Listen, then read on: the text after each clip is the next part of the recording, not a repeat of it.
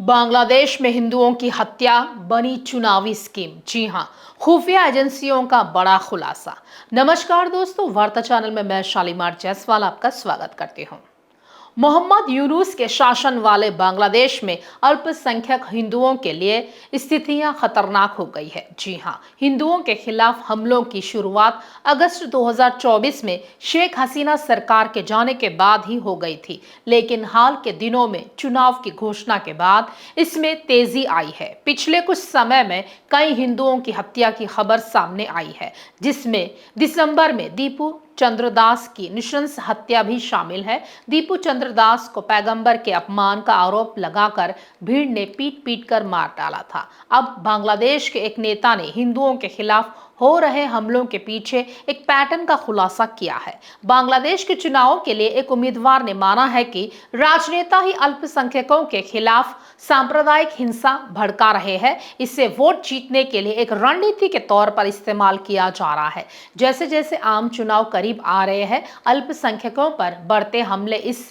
Pattern के बारे में साफ संकेत देते हैं। खुफिया रिपोर्ट बताती है कि वोटरों को बांटने के लिए हिंदू अल्पसंख्यक समुदाय के खिलाफ हिंसा भड़काने की एक सोची समझी रणनीति बनाई गई है।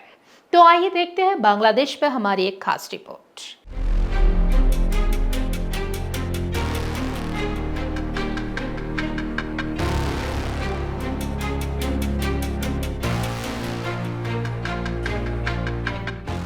सूत्रों की जानकारी के अनुसार इंटेलिजेंस ब्यूरो के एक वरिष्ठ अधिकारी ने बताया है कि पिछले सप्ताह कुछ नेताओं की एक बैठक हुई, जिसमें हिंदुओं के खिलाफ हिंसा भड़काने की रणनीति तैयार की गई। इस साजिश को अंजाम देने के लिए कट्टरपंथी तत्वों को भी शामिल किया गया है। अधिकारी के मुताबिक देश में अल्पसंख्यक समुदायों की स्थिति बेहद चिंताजनक है और चुनाव नजदीक आते ही हिंसा के और बढ़ने की आशंका है। बांग्लादेश पर नजर रखने वाले विशेषज्ञों का कहना है कि इस बार चुनाव विकास, सुरक्षा या आर्थिक मुद्दों पर नहीं लड़ा जाएगा। इसके बजाय पूरा चुनावी विमर्श हिंदू विरोधी और भारत विरोधी नैरेटिव के इर्द गिर्द घूम सकता है। सूत्रों के जानकारी के मुताबिक कुछ नेता कट्टरपंथी तत्वों को भड़काते हुए यह दावा कर रहे हैं कि भारत ने शेख हसीना को शरण दे रखी है। साथ ही यह भी प्रचारित किया जा रहा है कि बांग्लादेश के हिंदू भारत समर्थक है और इसीलिए उन्हें देश में रहने का कोई अधिकार नहीं है। एक अन्य अधिकारी ने बताया है कि इस साजिश का एक अहम हिस्सा अल्पसंख्यक हिंदू समुदाय के खिलाफ फर्जी कहानियां गढ़ना भी है। हिंदुओं पर चोरी और अन्य अपराधों के झूठे आरोप लगाए जाएंगे ताकि स्थानीय लोग उनके खिलाफ हिंसा कर सके। शेख हसीना भी चुनावी रणनीति का एक बड़ा मुद्दा बनी हुई है। कई दल उन्हें भारत समर्थक और बांग्लादेश विरोधी करार दे रहे हैं।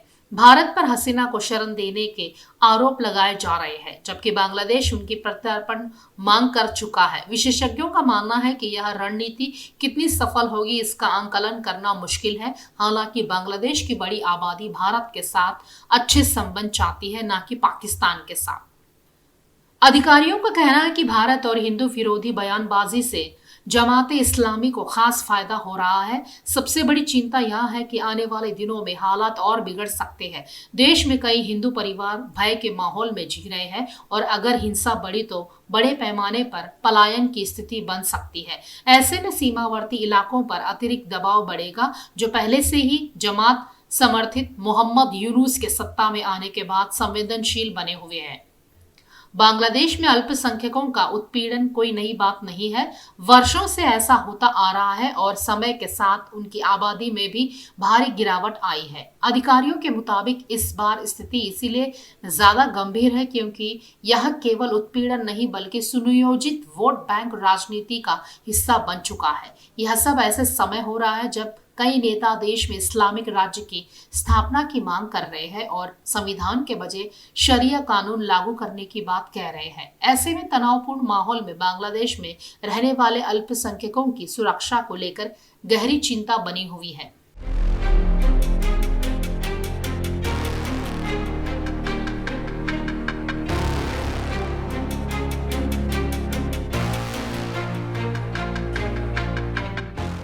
खास खबरों के लिए बने रहिए हमारे साथ।